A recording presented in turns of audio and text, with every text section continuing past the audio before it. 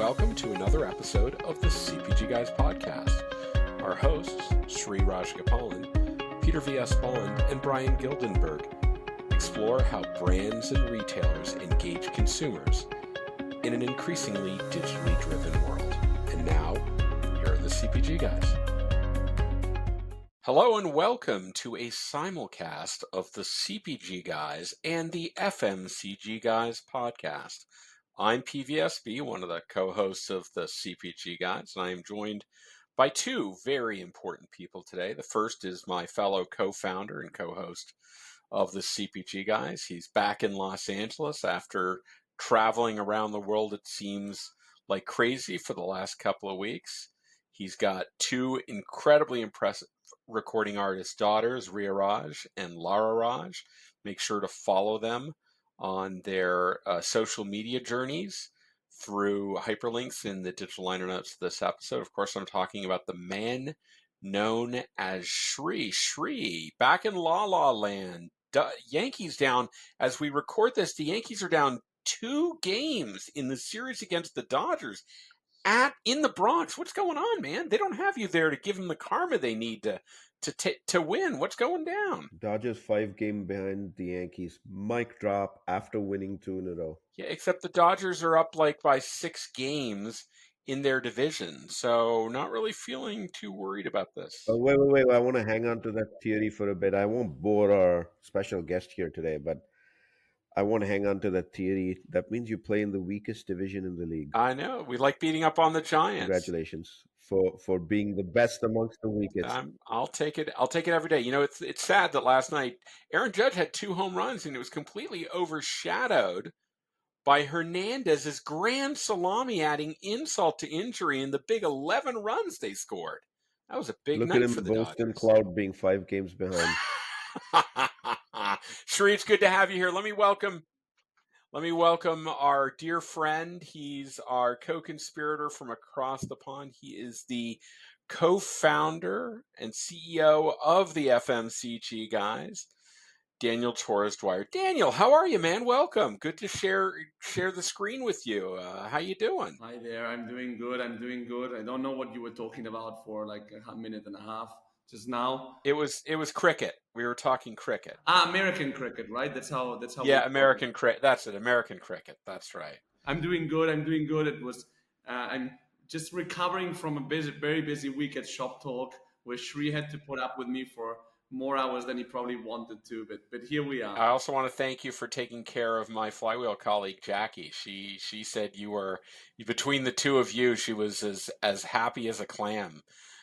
She was quite enjoying her time there. But that's why we're here today, guys, because we wanted to talk about this great event that took place in Barcelona last week. Last year I got to attend, and Daniel and I had a lot of fun. This year, scheduling didn't work out for me, but I was so happy that Sri was able to take my place. And you guys spent quite a number of days walking the show floor at Shoptalk Europe, which is the European version of the big event that happens in Las Vegas every spring. So what I was hoping today was to get you guys started and let you riff on what were some of the interesting things you saw, people you met, what you got out of the show, and I thought I'll just start off by this. Sri, why don't you just tell us what Shoptalk is as a starter? What is Shoptalk, and who are the kind of people that go to this event? I call it the great melting of the minds, right? So we've had Shoptalk in the United States every March now for maybe close to a decade. I remember going back in the early 2010 pluses, maybe 13, 14, something like that. Shoptalk Europe, this is the second year it's been. This year was Barcelona. So who goes? Brands, retailers, and then service providers who cater to brands and retailers. So who goes from brands and retailers? Commercial leaders. So largely those that are in the omni-channel space, but in the US, we've already migrated to our guest speakers on stage being CEOs of large retailers, CEOs of large brands. In Shoptalk Europe, it was still largely omni-channel leadership that came. We had a handful of CEOs that came, such as the group CEO of Currys PLC, who came in, spoke about how Currys is reinventing itself for tomorrow's consumer. I remember that one clearly because it was the kickoff of Shoptalk. but there was chairman of IKEA who came by and spoke about changes in leadership and customer centricity.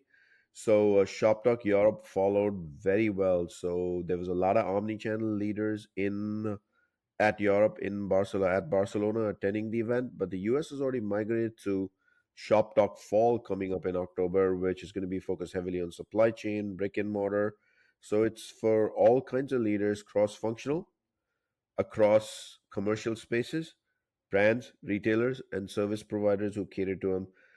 Before I hand it over to Daniel for his quick opening comment here, I do want to congratulate Ben Miller, Hannah Redfern, and Sophie Waro, all three from Shop Talk and Grocery Shop, for pulling off an awesome event. Very, very, very, very insightful and productive for those who attended for 3 hour days. Thank you and congratulations to the three of you. Well done indeed. And Sri, before we have Daniel speak, there's something that you and I need to celebrate. And it's the fact that the FMCG Guys has exceeded 15,000 followers on LinkedIn. Hey, Woohoo! Raise the roof. Daniel, congratulations. congratulations, man. You got a posse. Yeah. We have a small town, I think, a small city already of people, and it's awesome to have this number. Considering that I think this time last year we were around 6,000, so that was a year and a half in, and now 2 years and a half in, we have yeah a few more than that, right? So it's pretty cool. That is quite impressive. So, Daniel, this is your second year of Shop Talk. Any before we get into it, Third year. pardon me, third year. What'd you notice about this year versus the last two? Is it a continuation? Is it getting bigger? Any call outs that you saw that made this edition stand out maybe a little bit more than the prior two? Yeah, in my opinion, like 2 years ago, London was the first time after COVID. Maybe it was a bit wobbly. Last year, I think a lot of people came already, and I think this year's really like consolidated the event as like the place to be for FMCG and up to an extent retail executives that are in the marketing, commercial, digital space to be. So I think that there's been a huge consolidation of that, but I still think, and we can talk a bit more about it, that there's space to adjust the content to make it even more relevant to what's happening in the industry. Now, one of the biggest beefs about trade shows is that there seem to be a lot more service providers and agencies lingering around than actual brands and retailers. From your guys' impressions, I'll throw it to you, Daniel, first. What you think? Would you see a lot of brands, a lot of retailers at this show? For me, there's a huge amount of people from the brand and retail and grocer side in this event. I mean, we did a pre shop talk party on Friday. We set it up in a very nice bar in a rooftop in Barcelona, sunset view. But we put the event out there so anyone could sign up for it. And the result was that around, I would say, 70% of the people that showed up came from the brand side, right? So we had huge amounts of people from Henkel, Kellogg's, Stada, Lavazza, Nestle, Bayer, even Lidl. So I think that that's a bit of a thermometer. And then as I was walking the show floor, of course, I ran into a lot of friends from the agency side.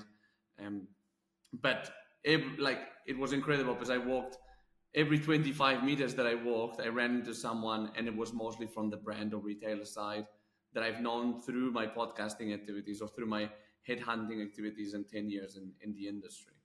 Shri, you were at the kickoff party on Sunday night. And by the way, to those in the audience, in the digital liner notes of this episode, I'm going to hyperlink you to a Google photo drive of all the great pictures. It was quite a star-studded event. But Shri, what did you think of that kickoff party? Well, first of all, congratulations to the FMCG guys for the pre kickoff party hosted on the rooftop with views of all of Barcelona, which was pretty spectacular. You could see the Sagrada Familia from a distance, which for many visitors was a key marquee moment. And just like the CPG guys have the kickoff party and the RSVPs will be going out shortly, we kind of put it up there on LinkedIn about a week and a half or so ago that you can actually DM us directly for now for the October grocery shop pre kickoff party. The FMCG guys had one firecracker party. So brands, as Daniel mentioned, 70%. Some service providers certainly had three great sponsors for the event, and then a handful of retailers that I got to meet. What was exciting for me, Peter, in the first place, is who came to the party, not just that they were brands and retailers, but what sort of roles came, the quality of the conversation and the engagement. And as always, the pre-kickoff party of the FMCG guys, just like the CPG guys, was the party to be seen at. There were some people who wanted to be seen with the two of you. I'll take case in point, Annie Guerra from Colgate Palmolive over in London. I think she was hunting you two down because she made a big post on LinkedIn at the end of the week and clearly featured pictures that she took with the two of you. So you two were definitely in demand. I know that much. But it sure looked like a lot of great people. By the way, thanks should be given to the three major sponsors of this event: POS Potential, WeGrow, and Flywheel, all of whom helped contribute to make this party a possible event and a real success by all measures. But so Shri, why don't you give us the layout for what this event was like? Um, there were, what was it comprised of? Was it all presentations? Was it trade show floor? What was kind of like the makeup, and what did you like about this, and say compared to Shop Talk in the U.S., which is a really big event, like 15,000 people at that one. Yeah, I would say this one was more, I would say 2,500 people. You know what was very interesting and a little bit more exciting about Shop Talk Barcelona that even the US and Vegas is the number of people that attended was probably closer to 2,500 if I were to gauge it, which means when you enter the actual convention center, which is the Frida Gran Via at Barcelona, it was very navigatable. You could find the stages all within the convention center to the left and right of the convention center. So going to different tracks, like understanding the changing consumer, was at the heart stage. Grocery Shop and Shoptalk Europe, thriving in a new grocery environment, was at the club stage. So those two were on the Spade and club stages were on the left hand side. Spade had exceptional retail experiences for unified commerce, and then Diamond and Heart were on the other side, spotlight and emerging retail tech, which made it very easy to navigate with service providers in the middle. When you need to walk for your table talks or meetups, they weren't far away. They were right at the entrance of the convention center. So, all in all, if you wanted to get from one place to another, your walk was 5 minutes, 7 minutes, 10 on the high side if you walked really slow, or maybe perhaps with a bunch of folks. To me, the most exciting part about this was you could network like crazy, meet who you wanted to, because your walks were less than 10 minutes, and it was all in a very navigatable space. What do you think, Daniel? Yeah, like it's so navigable that it's kind of seamless how you can go like from one of the conferences to then meeting someone that you have to meet with in like one of the tables in the eating area, to seeing a service providers, to then rushing to your meetup. It's like, as Shuri was saying, so seamless. And the thing is that the size of the event and the fact that very relevant people go makes it like, it just feels like and you, just quoting you, Peter, here, it seems like an old high school reunion, if you like, where you just run into relevant people all the time. So for me, it's probably like my number one event to go to all year, paired with Shop Talk US for some reasons. But It doesn't hurt that you don't have to travel very far to get this event. You live right in Barcelona. So I counted at least four prior guests of the CPG Guys podcast: Ekta Chopra. I saw Simon Miles, Joe Laszlo, and Sophie Waro from Shop Talk. Daniel, I think you probably saw quite a number of people there who'd been on the FMCG Guys. Yes. yeah, a lot of them. Steiner Meersman from Amazon, Alberto Ketchler from Arla Foods, Boris Rutten from Henkel, also Simon Miles, and Sophie was also on the show. But I'm probably forgetting a few. But yeah, and a few of people were in the pipeline and will come I soon. think Shri, you basically locked down Ji Cheng from Mondelez finally. We've been chasing her for a long time. Yeah, I've been looking forward to that one for a very, very, very, if I want to say very, very, very long time. And Also, want to say hello to Pam Ehrlichman. It was a pleasure to see you in person because we are only engaged via Riverside.fm and on video calls via Google in the future. So it was good to see you in person. Uh, I think the last time you saw Pam in person, it was you and me and her having dinner in Cambridge. You were there in town for a General Mills Harvard Business event, and you took some time out to have lunch. So it'd been quite a while since you'd seen that Pam. doesn't count, Peter, because that was, I think, maybe 2022 at this point, maybe even earlier. And it doesn't count because that was the first time I was meeting Pam, not as a partner of the CPG guys or on the show. So it doesn't count. So I was just excited that I can actually meet her as somebody who's come on the show. One important thing, Peter, I want to hit up is try and answer a question. Should someone who's responsible for the US business go to Shoptalk Europe as it comes by next year?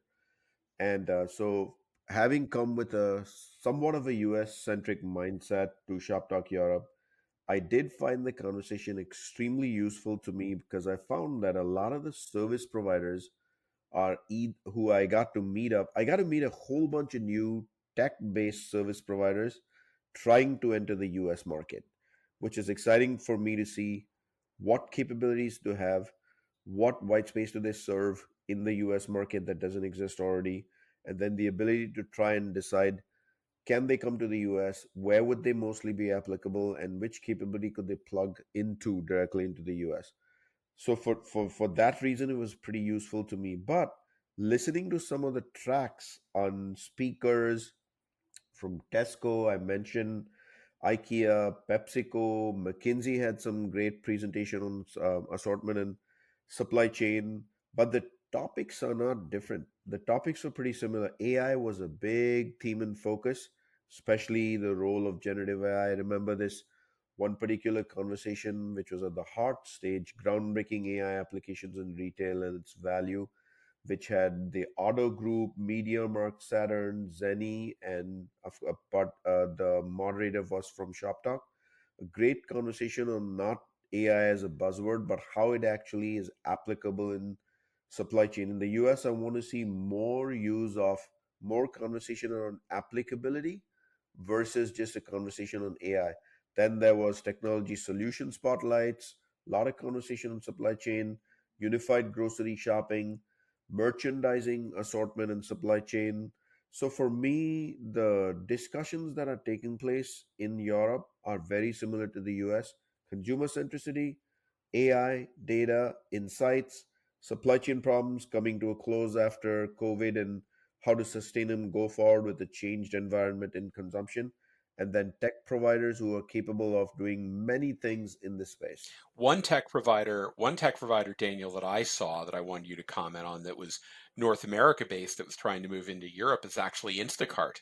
They had their Caper Cart their team there. Remember, Caper Cart is their smart cart that sits inside a store and provides the ability to send messages and capture products as you're putting them into the basket.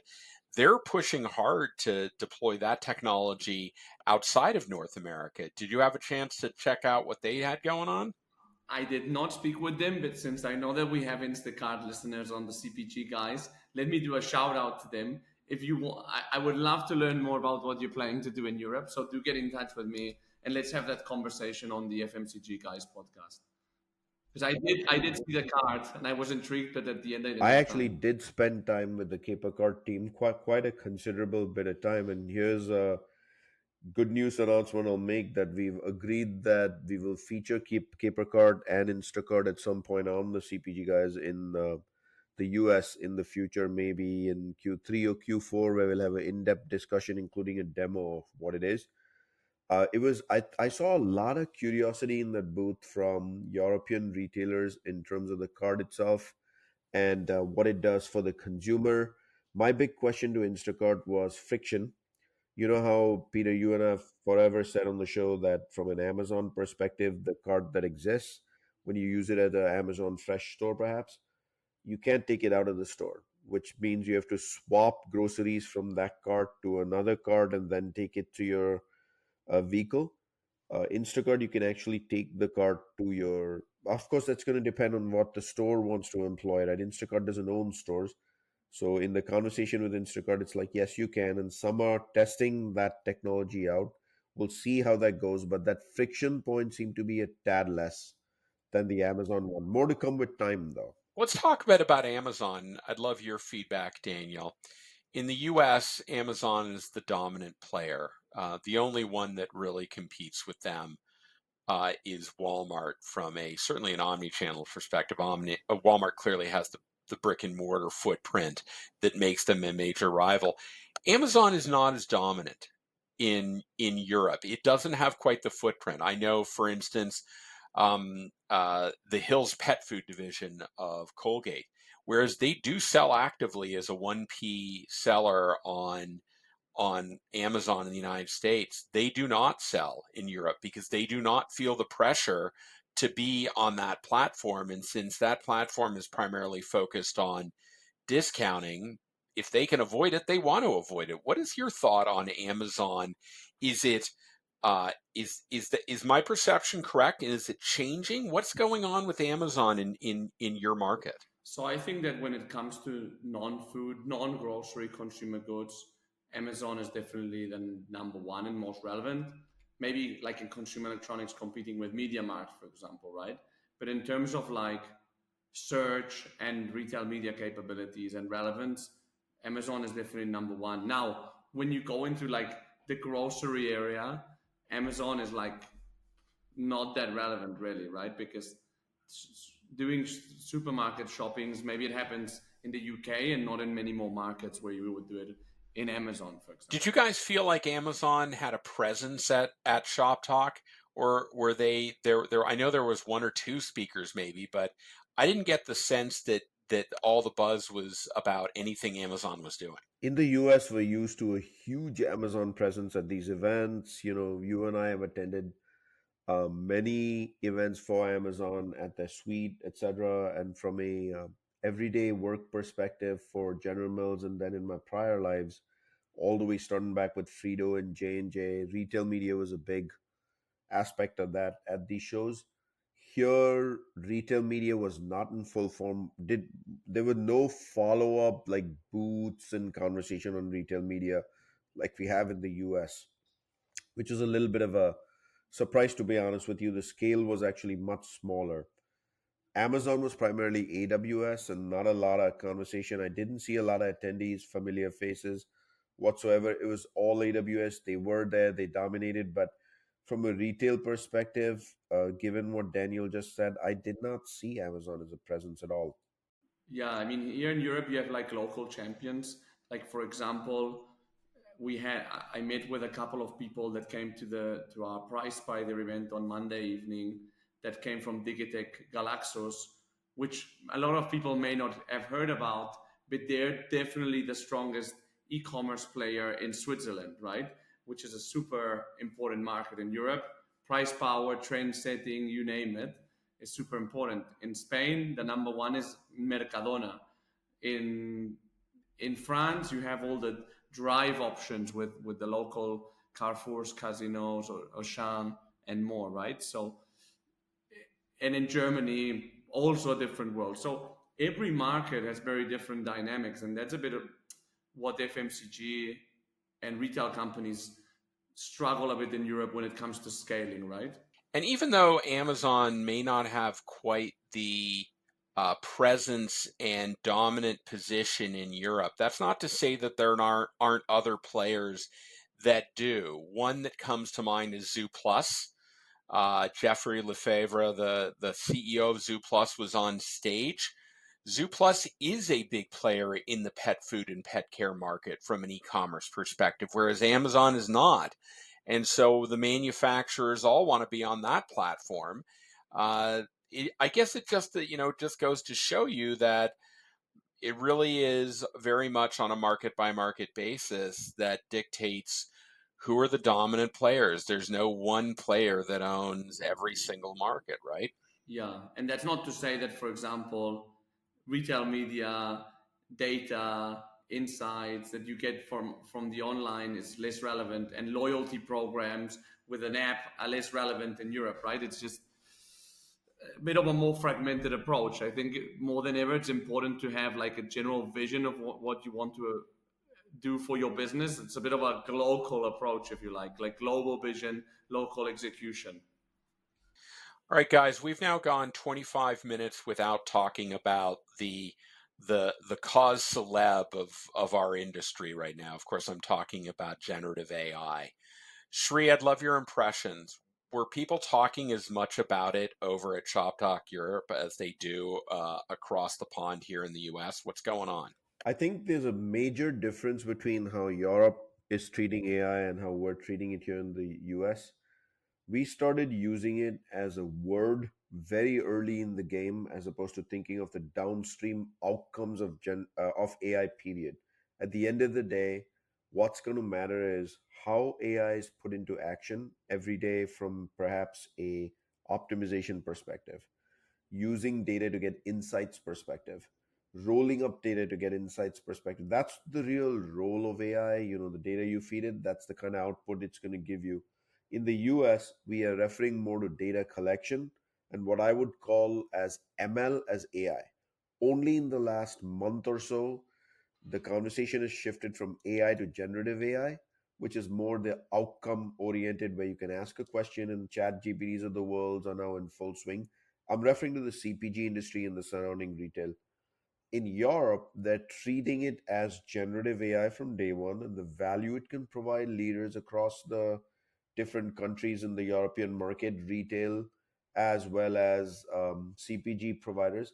There was one fantastic conversation I do remember between Clio Capital, the CTO of Starbucks, Vipin Gupta, and Pernod Ricard, where the conversation was geared around evaluating AI's long term opportunities and challenges, including holding AI accountable for what could be possible negative outcomes, positive outcomes, but the word outcomes was in the mix. And that's what they were focused on versus AI is something sensational, is going to change the world, etc. They're like, okay, here are the three things it can do. Here are the three things it's not going to do. Here's what's going to be great. Here's what's not going to be great. We need to have those sort of discussions in the US more and more and more versus sensationalizing AI. Would you agree, Daniel? Definitely, because I feel that now, whenever there's the mention of AI, it comes with a follow up sentence, which is, but you have to have your data in place, for example, which is a kind of like a touch of reality on realism to AI's potential, right? Because if you don't collect your data well, how is that? How is AI gonna work?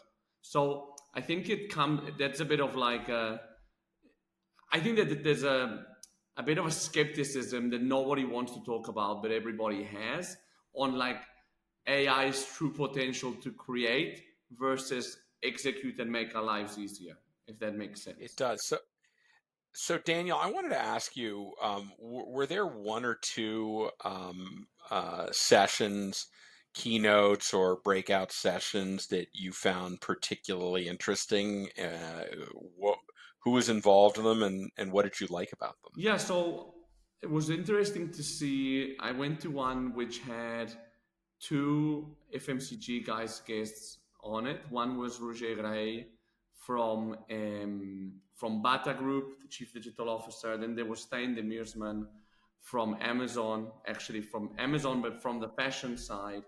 And then there was a woman, forget her name, sorry, from H&M.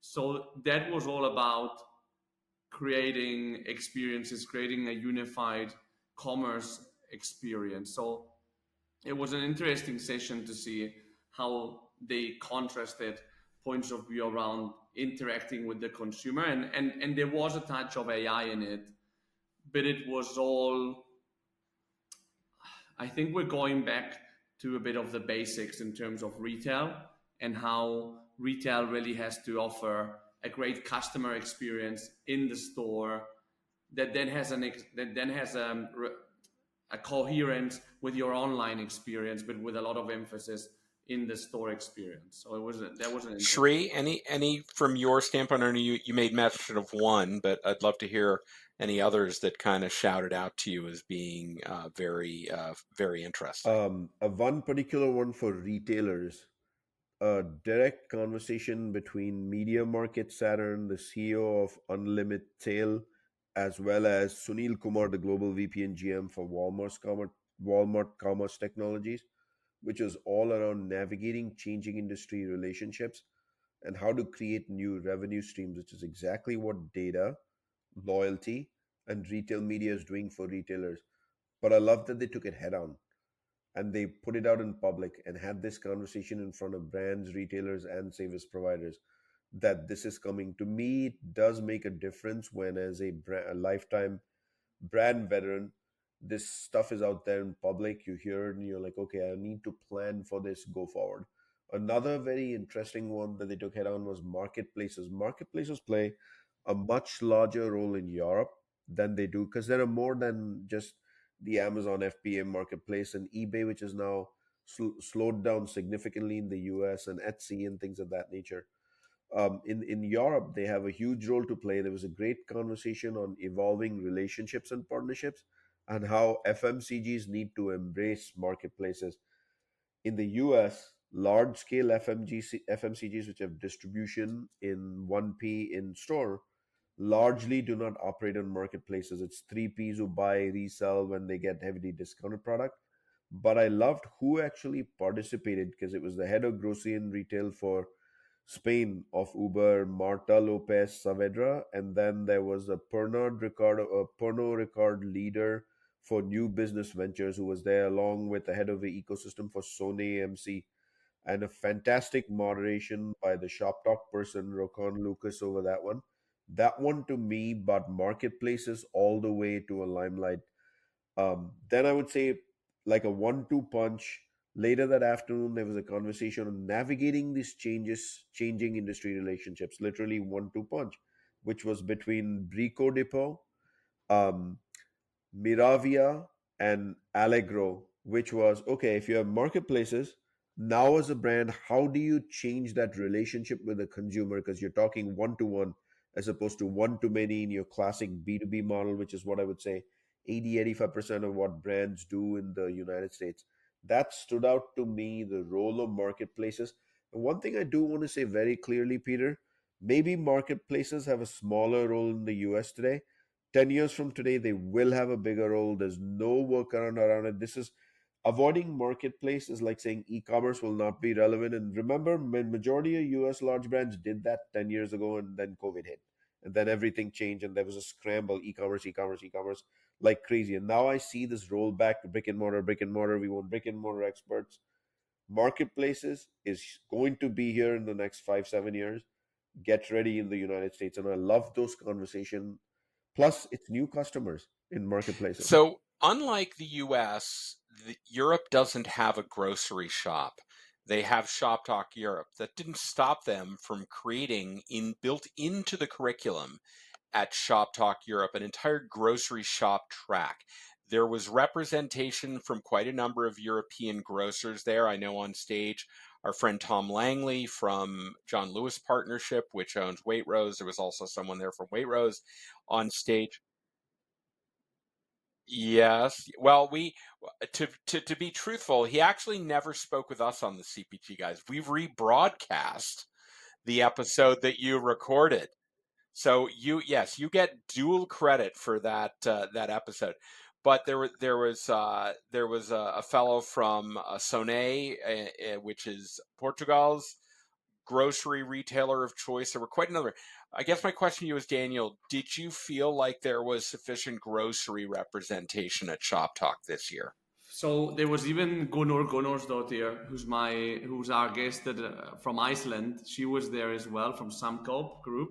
So yes, was there retail representation there? Yes, but I think that's where Shop Talk a little bit may evolve to in Europe, because it's gone a lot to FMCG and grocery more than other parts of retail.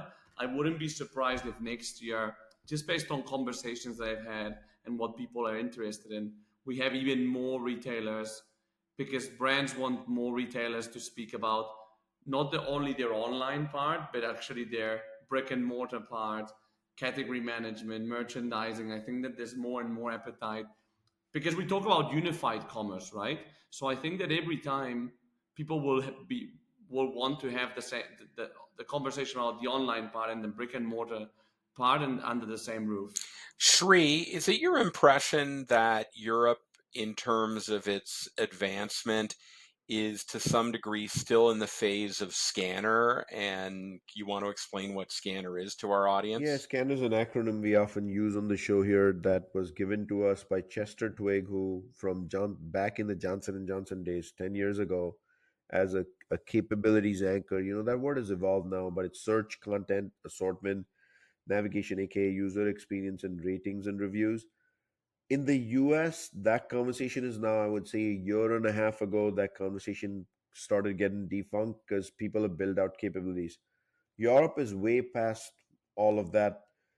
Content is just a way of life at this point. Like, no one is really obsessing about how do I get better content because they already have great content like 3 years ago.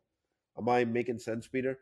I want to go back, but I do want to go back to your grocery track for 1 second, Peter, and kind of address, did I see or did I feel that it was strong at the show over across the pond in the Atlantic? Day one, the conversation was how do you thrive in a new grocery environment? So you had a conversation with Amazon participating.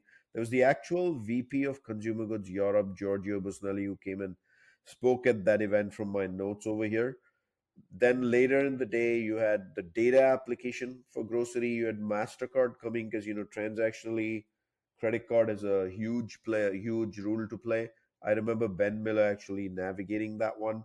There was meeting shopper demands for convenience, speed, and value in grocery. Again, that is not with the e-commerce lens, but overall, self-checkouts, things of that nature. Good conversation on that one. Tesco participated in that one along with Deliveroo to answer what is the role of home delivery. Then day two, we had the track for grocery shop was developing unified grocery shopping, which I enjoyed thoroughly. And there was conversations such as fit for whether the technology is fit for future grocery shopping in store and what needs to evolve in the technology. And then as we progressed over to day three, the focus for grocery shop continued in terms of what we should be talking about digital grocery, etc. Because the conversation was around what is the applicability for Europe. We had Kraft Heinz participate, Charlotte Miles from Big participate. There was PepsiCo in the conversation, and our friend of the CPG guys, multiple time guest Simon Miles, who came and also spoke about Simon Miles, of course, now runs Lighthouse Advisory, and he navigated this excellent conversation on how in grocery there's an evolving relationships and partnerships across the board, which is brought on retail media. I referred to it about 7 8 minutes ago as well. So I think they did their best to navigate the grocery world. They did have decent speakers from retail that came and spoke, as well as from brands that came and spoke. But I do see in the future, Peter, that Shop Talk is overall omni-channel, the future of the CPG industry and retail. Grocery shop with a hardcore grocery shop, grocery track, I feel is one conference maybe in the US that's more worldwide in nature and speaks to everybody, and we can have worldwide attendees, almost like a world congress event. That's what I see in the future. Who knows, we'll look forward to seeing whether we can pull off a global one in the US. There's another topic that didn't come up. I don't think came up that much in at Shop Talk and as part of the track, but I think is worth mentioning because we could or could not hear about it more. So I had this conversation. I recorded a podcast with Alex Graf, who is the co-CEO of Spryker and a very well-known opinion leader in FMCG and e-commerce, especially in Germany, where he has a couple of e-commerce podcasts, one in English and one in German. Anyway, one of the topics he talks about a lot is the so China has been a bit of an island when it comes to e-commerce during all these years, much more advanced than Europe, but kind of doing their own thing. And now we're seeing how we had Shane come to Europe with pretty successful. But in the last year, we've had Timu come to Europe with this very type of social Temu, STEMU.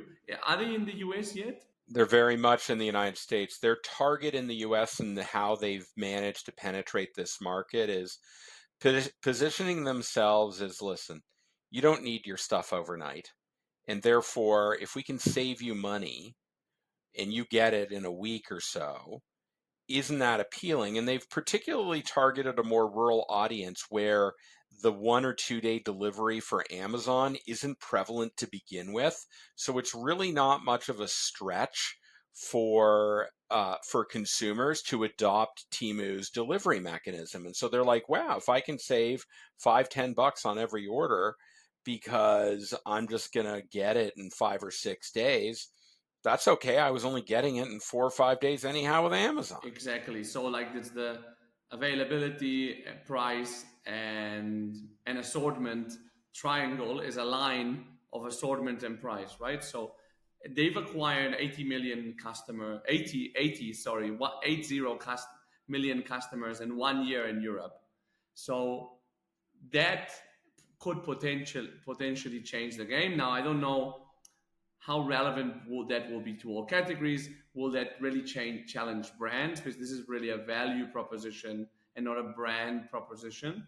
But I think it's something worth keeping in mind.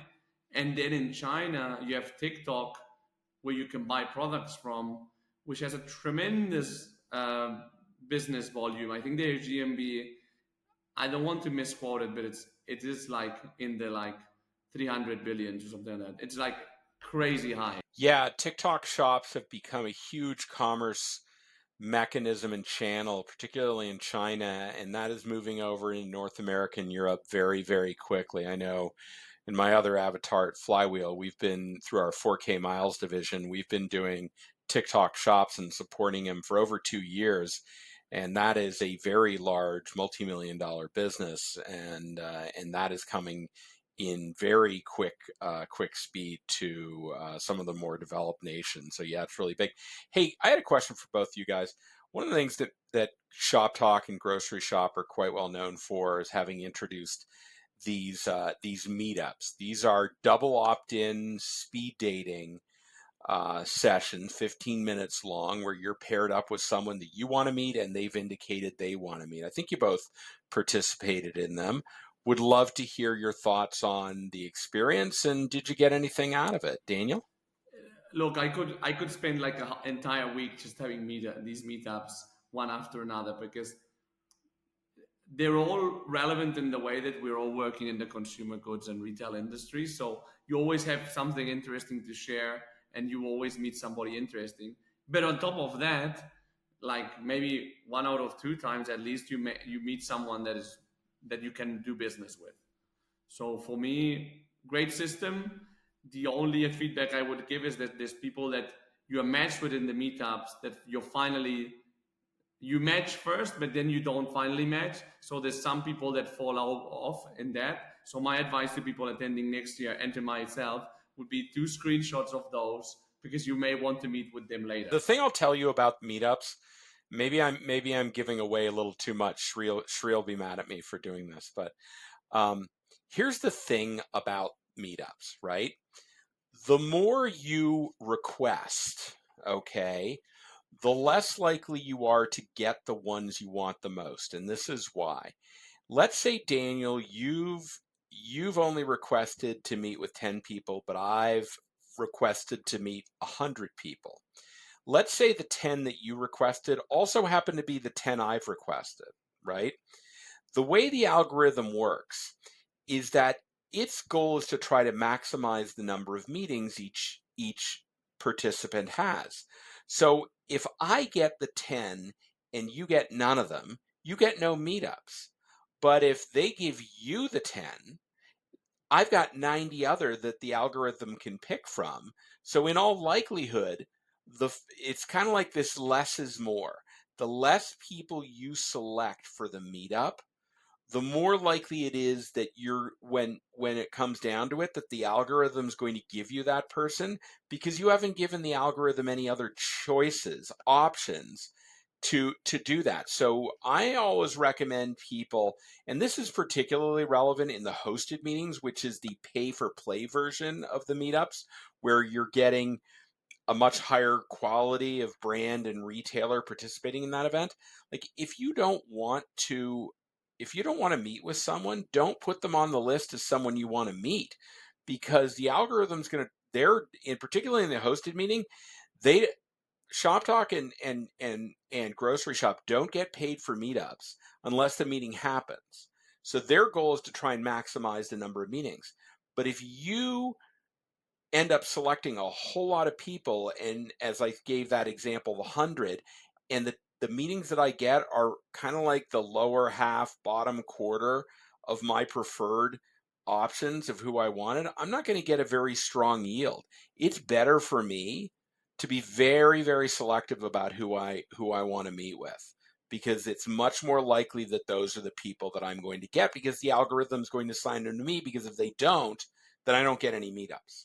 Am I missing something here, Sri? I'm not surprised that as a service provider, you have done your homework on the actual algorithm. So I'll wear the brand hat for 1 second, given my background, Peter versus yours. From a brand perspective, though, the meetup is actually a very interesting way. If you now, for the meetup to be successful, you have to do your homework in advance. If you don't do your homework and you don't have an intent to meet the exact person that you want to, and you just randomly pick stuff, it's going to be chaos. The algorithm is going to do exactly what you just described, Peter, which is you're going to be disappointed with who you meet, the conversations you have, because you're not going to get who you want to, you're not going to get the choicest pick. So my suggestion is find the 2025 that you think you'll benefit most from. Pick the 2025 and make it a varied assortment of who you want to meet. If you only want to meet service providers, yeah, the algorithm will probably not deliver a perfect promise for you. And don't pick like five, like you just said. Pick the 25, so you have an assortment, so you're not disappointed with a net score of a zero. But for me, Peter, the biggest value in the meetup, whether it was Europe, whether it's back in Vegas, still comes down to, did I do my homework? Do I know who I want to meet? Did I pick my 25? And then I get 10 that I walk away with, that I say, yeah, this was optimized to give me the 10 that I enjoyed the conversation with. So let's talk about Europe and the meetups for 1 second right now from last week at the time of this recording, right? I did 8 or 9 of them. I did come away with about 30%, 3 or 4, where there's follow ups for me, and I found the conversation. I found new capabilities that actually don't exist in the US that I have follow ups for next week. You're a part of some of those follow ups, Peter. So for me, it was valuable to do the meetup, even though I had to go from table to table to table to table. It's a concept that I personally don't enjoy. I have follow ups and some leads, as Daniel mentioned, and it's capabilities that don't exist in the US. So all in all, it's actually a win. That's pretty good. Thank you for that summary, Sri. So I guess we have an opportunity. I'm sure that some of our friends at Shop Talk, Sophie and Ben Miller and what have you. By the way, thank you all for being such great hosts for Sri and Daniel. Feedback for them. Things you'd like to see more of, less of. Kind of like that stop, start, continue. Anything come to mind that you really think that you want them to take note of for future events?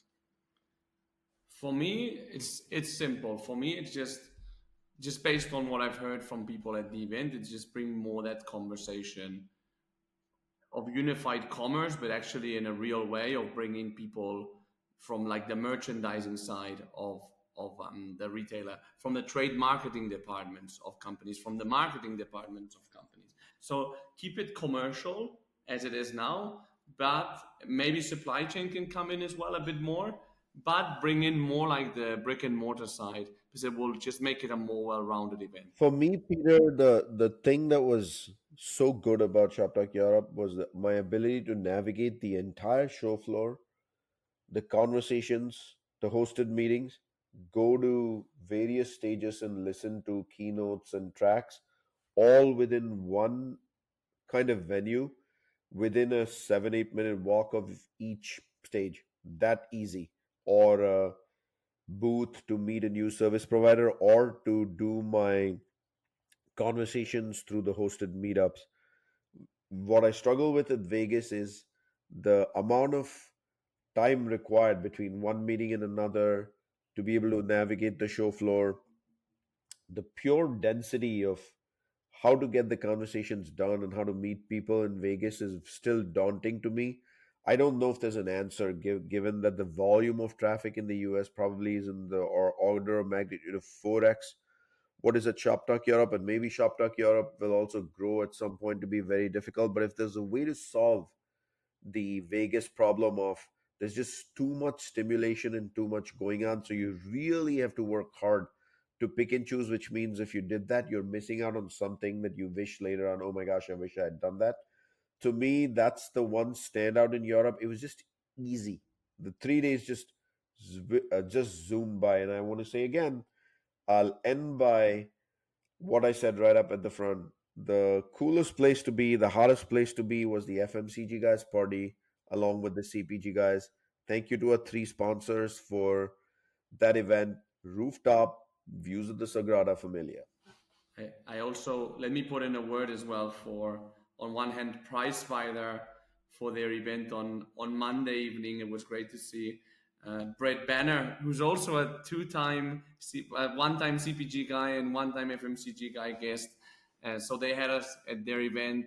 They put our logo up there and they let me talk in public. So that's always good to let my voice be heard. So there was a great event in a very nice location in Barcelona. Also, a lot of people from brands turned up. And then on Tuesday evening, it was actually the Spriker team that had me at their rooftop event as well, talking about good and bad shopping experiences, which was a lot of fun. It was also a good networking opportunity. And as well, finally, thank you to the Shoptalk team for letting Efrain, Sri, and Christoph Sterkel do a live the FMCG Guys podcast at the show, which was amazing because normally we do it behind closed doors, so to speak. So to have the audience in front of us was pretty amazing. What a great opportunity to be on stage yourselves at this event. Listen, guys, I would agree with you, Sri. I'll make one last comment. When you have to take, and Daniel knows this because he was sharing the suite with me at Shop Talk, when you have to take 10,000 steps just to get from your hotel room to the show floor, that's a pretty big commitment. And then to try and walk around the show, it is, I think, a bit unmanageable, and the times are just a little too tight. So feedback to the Shop Talk people, recognize some of that and make sure that you facilitate ways to build that into people's ability to move around. It's a lot of space, particularly at the Mandalay Bay. I know there are talks about moving the venue, but everybody wants to participate, and sometimes it's just really hard when you have to sprint from one area to the other to get it. But that's only because we all want to just take advantage of everything that's going on there. So Daniel, Sri, thanks for taking time out of your days to give us a recap of what happened in Barcelona. Next time the three of us convene, it's going to be on the Riviera in the south of France for the Cannes Lions Festival of Creativity. We're only a couple weeks away as we record that. I'm looking forward to it, guys. Should be fun. 1 week away. 1 week, Sri. Are you ready? Have you started packing? Can't wait, Peter. It's my first time at Cannes Lions, so I'm excited for it being my first. But the CPG guys has so much going on. We actually have so many podcasts to record. The schedule actually looks a little bit overwhelming to me, but it's exciting that we get to go to France in this role. I waited 29 years wearing brand leadership hats, some of the greatest brands in the world, and I couldn't get to go to Cannes Lion. I get to go as a CPG guy, so thank you for that partnership. Who got you to Cannes Lions, Sri? Who got you to Cannes Lions? The CPG guys, CPG no guys. debate in my head. CPG guys. Yes, it's Sri, we gotta pack our Hawaiian shirt because Daniel, as he records this, is wearing his FMCG guys Hawaiian shirt, and I hear I think later today, you're getting a whole new shipment of short sleeve CPG guys Oxford shirts. That's gonna be awesome. Woot, woot, woot. Let's go. All right, everybody. Well, listen. On behalf of the FMCG guys and my fellow CPG guy host Sri, want to thank you for listening to this episode. Stay tuned for an update from Cannes, where I'm sure we'll have lots more to say. But this brings to a close our recap of Shoptalk Europe 2024. Thanks, and look forward to speaking with you on the next episode of the FMCG Guys and the CPG Guys podcast. Goodbye.